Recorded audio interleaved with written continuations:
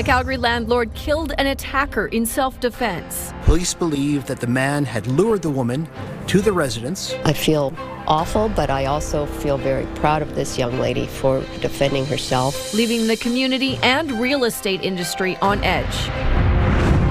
A growing number of in-flight disturbances. There are many inconsiderate travelers, and this one takes the cake. And most are linked to Calgary. Plus, not slowing down. It's important to do those things, both physically and mentally. An athlete in his 90s relying on sport to keep him sharp. CTV Calgary, local breaking news with Alicia Fieldburn. Hello and thank you for joining us. Calgary police say a woman who killed a man in the northwest community of Edgemont Friday will not be charged because she was acting in self-defense. The woman then ran to a neighbor who called 911. I opened the door. She was covered in blood, had a knife in her hand, and was yelling and screaming. I feel awful, but I also feel very proud of this young lady for defending her dad, defending herself, and unfortunately she'll be traumatized forever. And just after 4 Friday afternoon, the woman in her 30s was meeting a man in his 40s to show him a rental property. They were in the basement of a home along Edgemont Court. Her father was there too, but police say he was in another part of the home when the man attacked the woman unprovoked. She fought back. Emergency crews declared the man dead at the scene. Police say the killing is a non-culpable homicide, meaning the woman did not act with criminal intent or negligence. I can say that in my experience in the homicide unit, this is easily the most clear-cut case of self-defense that I have ever been involved in. She did everything right. This is a great example of someone who is completely innocent and had to suffer a very traumatic experience at the hands of a perpetrator. And the woman was taken to hospital in stable condition. Her family says that she was badly beaten. She did not know the attacker before showing him the home. Police have identified the man killed as 48-year-old Shabazz Ahmed. And this attack is raising alarms about how to protect yourself, especially when it comes to real estate and strangers. For a Calgary father whose own daughter was killed while showing a home, this is particularly triggering, but he's applauding the survivor's bravery. Tyler Barrow has more. A warrior and hero. This is how the family of the woman who killed her attacker in self-defense is describing her. In a statement to CTV News, the family says she didn't want to hurt anyone. She tried for so long to fight him off and escape, but when she was about to take her last breaths, she did what she had to do to survive and defend herself from the man taking her life. The woman in her 30s was beaten so badly she was barely recognizable to them, with her body bruised from head to toe and one eye swollen completely shut for days. She stabbed her attacker during a rental property showing. Her story all too familiar for real estate broker Jeff Buziak. In 2008, his daughter Lindsay, a realtor, was killed showing a couple a home in BC. No arrests were ever made. I am so grateful that the woman who was showing is okay. I'm glad the attacker is dead,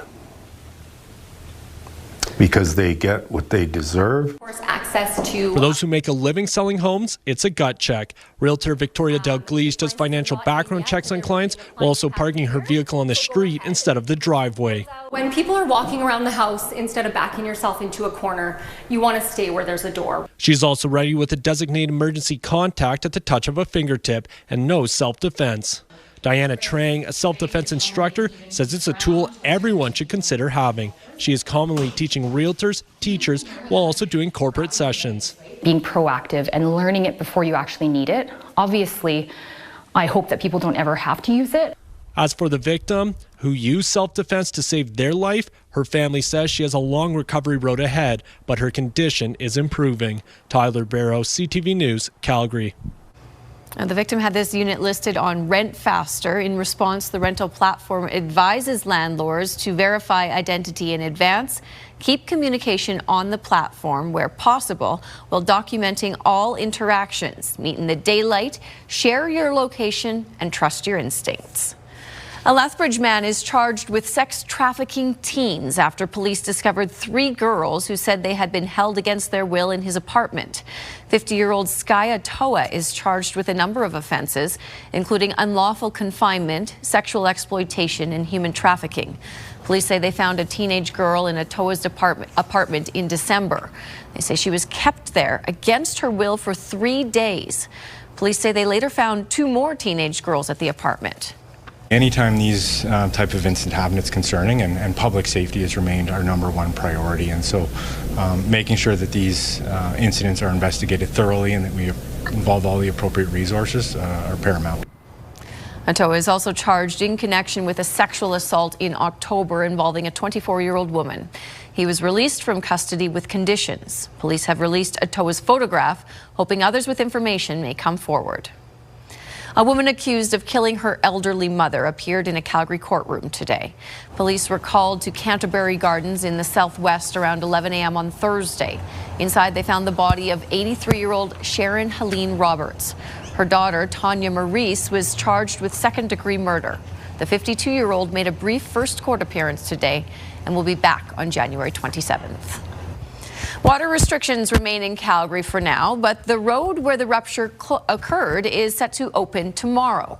Crews are completing inspections on 16th Avenue Northwest, and both directions of the road are expected to be open by tomorrow morning. Officials are closely monitoring what's happening underneath while the fixed pipe is repressurized. The main could be stressed and burst again. Stage 4 water restrictions remain until water is fully flowing in the pipe. And as pipework continues, Council's still reviewing what went wrong in 2024, and some want to see big changes. Council discussed a performance review of the city's chief administrative officer. It also went over the independent panel's recent report that found 20 years of neglect when it comes to taking care of Calgary's water system, including failures of communication and properly maintaining water mains. Council spoke behind closed doors for hours and tonight voted in favor of changes to the CAO review process. The expectation from Calgarians is that City Council is going to hold our city administration to account, but also to support them in providing the resources, the culture to get that work done. I have a responsibility to make sure that we're learning from the past, we're heeding the panel's recommendations, and we're implementing as quickly as possible so that this never happens again. Some of the changes include quarterly check-ins monitoring the CAO's progress against performance objectives. Calgary is leading the country in flights disrupted by unruly passengers, with WestJet involved in nearly 60% of incidents last year. That's according to the latest federal data, which shows the costly consequences of such delays. Mark Villani has more. It was supposed to be a relaxing vacation from Montreal to Paris, and then it wasn't. The captain said, some of you might be noticing that we are dumping fuel, and we had to take an emergency landing in St. John's. Calgarian Tony Martins was a passenger on that Air Canada flight. He says an intoxicated man was removed from the aircraft and RCMP arrested him on the tarmac. A 4-hour delay led to more than half on board missing their next connection. The episode cost Air Canada more than $100,000. Cost of the fuel, landing in another airport unexpectedly, the paying the crew. There are many inconsiderate travelers, and this one takes the cake. Canadian Airlines reported 114 incidents of unruly passenger behavior last year, ranging from offenses like refusing to sit during landing, vaping or smoking on board, instigating fights, even inappropriate touching or indecent exposure. Calgary leads the way with 45 of those incidents occurring on flights arriving or departing from YYC. Nearly 60% of the reports also came from WestJet aircraft. WestJet has unfortunately had a shift in its corporate culture, a shift in its training, a shift in the attitude on board, and that shows. WestJet says it's already taking a zero-tolerance policy. Our cabin crew are extensively trained to de-escalate situations involving disruptive or unruly passengers. WestJet issues written and verbal warnings and reserves the right to suspend guests up to and including a lifetime ban. There is no excuse to allow you back on an airplane like that. But on top of it all, some aviation experts are calling on airlines to step up fines. You take a 777 or a 330 airplane and you basically divert the airplane, dump fuel. That's a $100,000 job.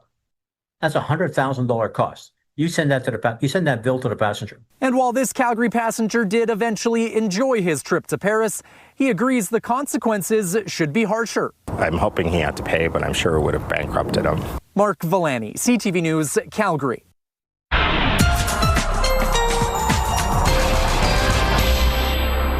Danielle, it's been warming up for the past few days, and that's even going to continue another day into tomorrow. Yeah, our story will continue to be warm and windy. So tomorrow, expected to be a little windier and a little warmer than today. So 9 degrees when off to work and school. The winds gusting up to 50 kilometers per hour in the city, and that will carry us up to about 15 degrees for a daytime high tomorrow. If we get there, of course, that is record-breaking heat for us in the city.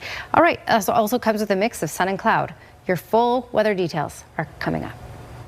Thanks, Danielle. The Prime Minister discussed a potential... You're watching CTV News, Calgary. Prime Minister Mark Carney met with coastal First Nations leaders in BC. It's the first time coastal nations could air their grievances about a proposed oil pipeline to the BC coast directly to the Prime Minister. Tyson Fedor reports. BC Coastal First Nation leaders made it very clear to the Prime Minister they will staunchly oppose any sort of pipeline through northern BC. Coastal First Nations, along with Lax Kw'alaams and the Haisla Nation, oppose any project that proposed to bring oil tankers to the North Coast. Prime Minister Mark Carney met face-to-face with Coastal First Nations in Prince Rupert for the first time. They discussed strengthening marine conservation while building a strong, sustainable economy. Carney also promised to fund a marine traffic risk assessment study. Today's not a day for big announcements. Today is really about a dialogue.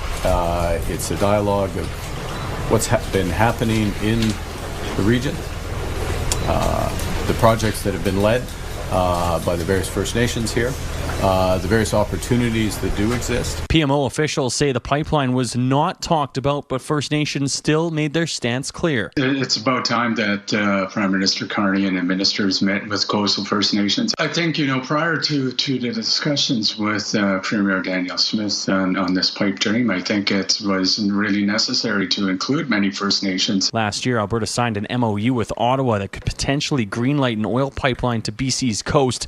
However, there is no private sector proponent. Hope the Prime Minister is there acting in good faith, frankly. Hopeful that, he continues to try to progress the concept and at the same time not compromise the possibility of that kind of a project moving forward by conceding a veto when one doesn't actually exist. Premier Danielle Smith plans to submit the application for an oil pipeline to the Major Projects Office by June and wants it approved by the fall. Tyson Fedor, CTV News, Calgary. Alberta's Premier met with the Prime Minister last week and pushed for expedited approvals of more pipelines. A Calgary father is bringing awareness to the long wait for access to provincial support for children with disabilities. Carl Visser's 4.5-year-old daughter, Olivia, has Rett syndrome. It's a rare genetic neurological disorder that causes a loss in verbal and physical skills. He's been waiting since 2023 for full access to services from the provincially run Family Support for Children with Disabilities program. The government stopped providing data on wait times in 2021, but Inclusion Alberta's latest report estimates thousands of families are waiting 3 to 4 years to access the full range of services. Funding for the program has increased, but not proportionally to inflation or population growth. Some of the things that I would like to see is, the speech therapy or the physical therapy. Honestly, the reason why I do this is so that I can hear my daughter say, "I love you," at least once in my lifetime. Minister Jason Nixon didn't respond to our request for an interview, but in a statement, his office said they've increased funding to the program and that demand for the program remains high because of population growth and an increasing prevalence of disabilities. There's a nationwide recall for no-name brand beef burgers because of potential E. coli contamination. The recall affects 1.36 kilogram packs of the no-name beef burgers with best before dates of May 5th, 2026. Now, there haven't been any reported illnesses, but the Canadian Food Inspection Agency says if you have one of these products, either throw it out or return it. Heated rivalry has become a phenomenon around the world and in our city. The Canadian series tells the story of two rival hockey players who fall in love. As Stephanie Thomas reports, the same-sex romance is pushing a much-needed conversation about sexuality and sports.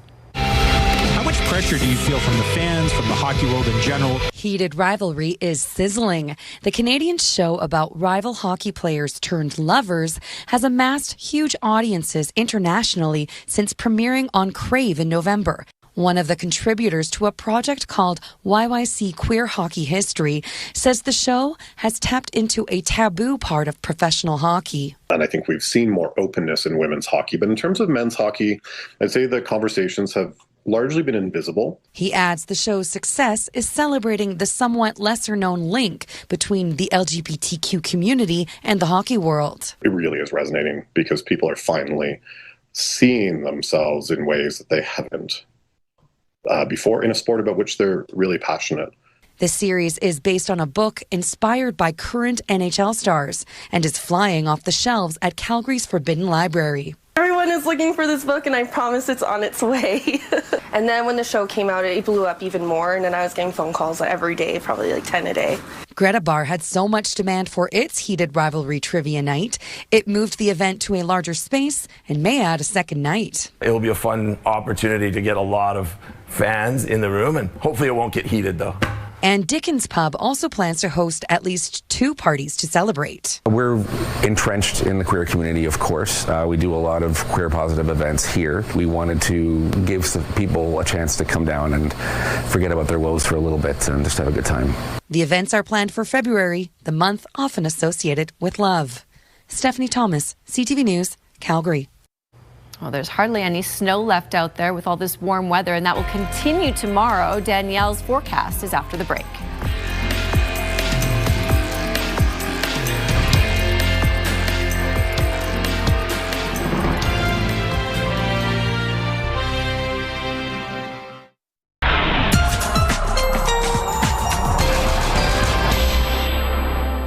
Well, toasty temperatures for today. It looks like we tied a record in the city. For this day, 12.3 is the record that's been holding strong, and it looks like we got to 12.3 today. Environment and Climate Change Canada still to run through and confirm the numbers for us, so I'll keep you posted on that tomorrow. All the warmth really in parts of southern BC and southern Alberta today. So there's our daytime high in Calgary, 14 for Vancouver, 12 for Victoria, and everywhere else in the country, nowhere near as warm. So, yep, we're in the warm pocket. And as you know, on the lee side of the Rockies, we don't get these kinds of temperatures without winds out of the west, the Chinook winds. So a little gusty today, Pincher Creek, 72 kilometers per hour, better than what we've had over the last few days. But we're going to increase as we go into tomorrow in all communities. It'll get a little windier and a little warmer. 56 was the max in Lethbridge, in the lower 50s for Medicine Hat and lower 40s for Calgary today. Fast forward to tomorrow, you're looking at 80 kilometer per hour gusts likely in Pincher Creek, 60 for Lethbridge, 50 for Calgary, and around that 40 mark for Medicine Hat, Brooks, and Drumheller. So this will bring us to what we're looking at for many communities in southern Alberta as record-breaking heat for tomorrow. We've had some clouds roll in. That's going to clear out in the overnight hours. We don't really have any moisture in the longer-term forecast here. Just a couple cloudy periods here and there, and a little bit of mixed precipitation on tap for the Medicine Hat area, closer to 5:30 Thursday morning. Outside of that, and really that's nothing significant and it's very short-lived, we don't really have any sort of moisture to talk about. All right, longer range forecast, there you go, 15 degrees for tomorrow. The record for tomorrow is 11.2 degrees. So as long as we pass 11.2, record will be broken. We dip down to 5 and 5 for Thursday and Friday, which is still well above normal. Normal is -3 for this time of year, but we'll pop back into the double digits to kick off the weekend on Saturday. Thanks, Danielle. Well, he's nearing a century and still playing sports. We introduce you to this Calgary super senior who's inspiring others.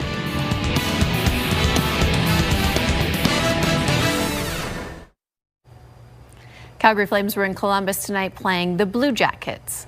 Flames some pressure here. The man advantage. Down low, Backlund swings off a body, and Frost scores. Morgan Frost, assisted by Michael Backlund, got the first goal for the Flames on the power play about halfway through the game. Calgary got 2 more goals but ended up losing. Final score 5-3. Calgary Flames continue their road trip and play in Chicago on Thursday. Well, a trip to Ohio is going to be a very special one for a Calgarian next month. Gord Cowan is in his 90s, and he's going into the Toledo Hockey Hall of Fame. Glenn Campbell reports. It's hard to keep up with super senior Gord Cowan.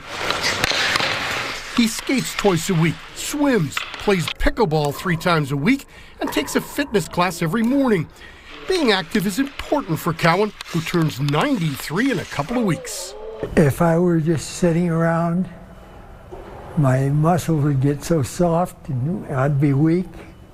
And the next thing you'd know, I'd either be in a wheelchair or at least with the walker. As you can imagine, Gord is a huge inspiration to many, especially his family. I'm so proud of him, and just trying to keep up to him is a feat in itself. He is an absolute machine. Every single day, he is active. Cowan's favorite sport has always been hockey, and he still has some pretty good moves out there. He helped coach the U of C Dinos from 1969 to 1981. Coaching at the university was really important to me and very satisfying.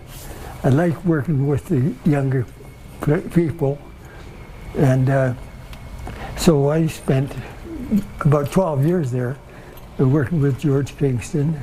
As you can imagine, Cowan coached hundreds of dinos over the years, and some of the alumni joined him at the rink to give him this jacket, a sign of respect for a man who taught them so much. Every player that played for Gord loved him. He was just such a great motivator, teacher, awesome athlete. So he influenced a lot of us, and more than just hockey, in life and careers and friendships. The jacket symbolizes Cowan's time with the U of C and his time in the International Hockey League. Cowan played 8 seasons there, mostly in Toledo, Ohio. And next month, he's going to be inducted into the Toledo Hockey Hall of Fame, and most of his family will be there with him. It'll be really something, but at the same time, I'll think about the fact that how much my wife would have enjoyed Toledo, because she really enjoyed it when we were there. Glenn Campbell, CTV Sports, Calgary. Oh, and Cowan credits his wife, who passed away, for playing a big part in his life. The induction ceremony will take place later this month. Thanks for staying up late with us.